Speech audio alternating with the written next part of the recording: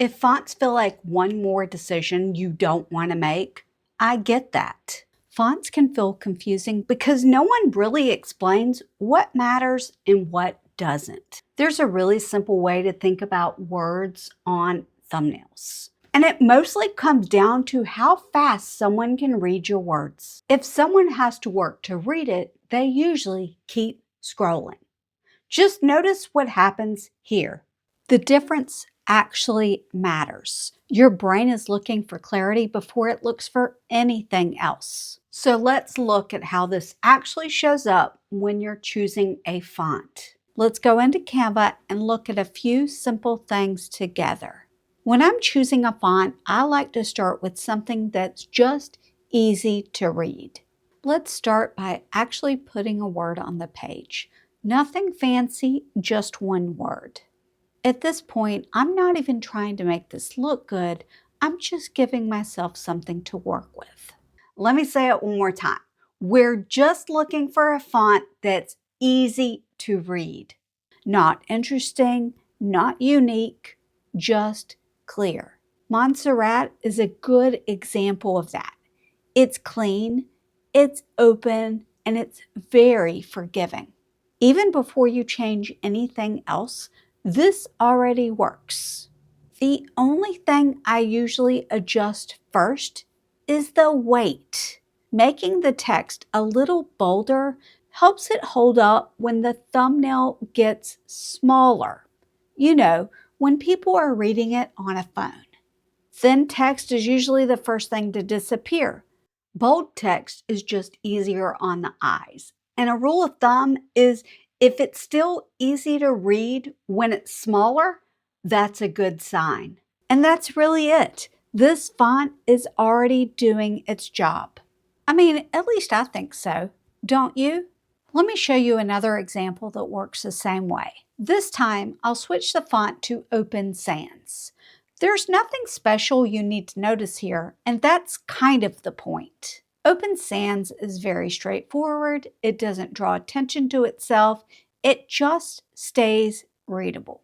If you switched between a font like this and the last one, most people wouldn't consciously register the difference. So much so that I just had to go back and make sure I downloaded the correct version because it looked that similar. That means they would keep reading, and that's exactly what you want. Sometimes the font is already fine, but the background makes it harder to read.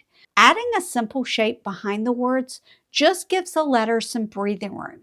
This isn't about decoration. It's just about making reading easier.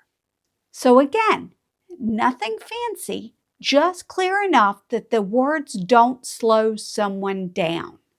There are a couple of things that you can do to make your words even easier to read, and we will look at those next. This time, I'll switch the font to Lotto. This one feels just a little softer, but it's still very easy to read. If the background is busy, sometimes the letters just need a little separation, and you don't necessarily want to use a shape behind the words. In that case, I'll add a very subtle outline. You might be able to see the outline very clearly, and that's okay.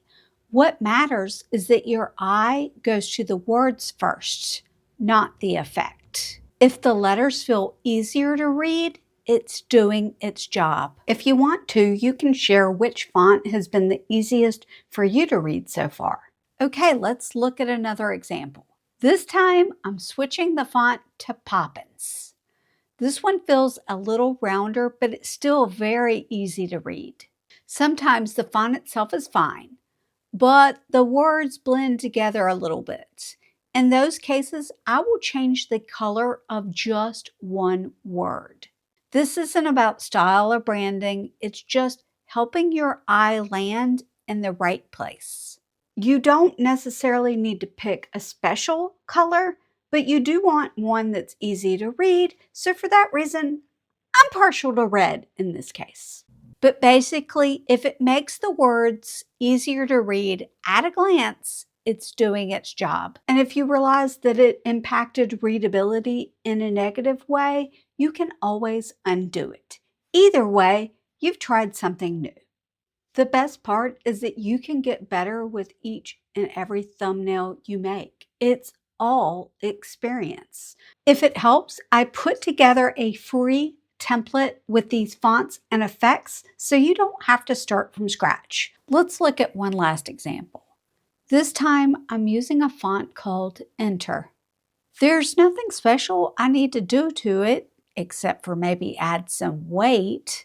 But sometimes the issue isn't the font at all. It's just that the words are asking to be grouped differently. Breaking the text into separate boxes gives each word a little more space, and that alone can make it much easier to read. If this feels easier to read, that's enough. If there's one thing I hope you take away from this, it's that you don't need the perfect font. Fonts don't have to be stressful. They just need to be easy to read. If someone can understand your thumbnail without working for it, you've already done the important part, and that's enough. But if you're still struggling with thumbnails, we can work through that together. Your creator bestie out. And as always, here's a blooper. Tech check, tech check. Can we get a tech check, tech check? I bet something's off.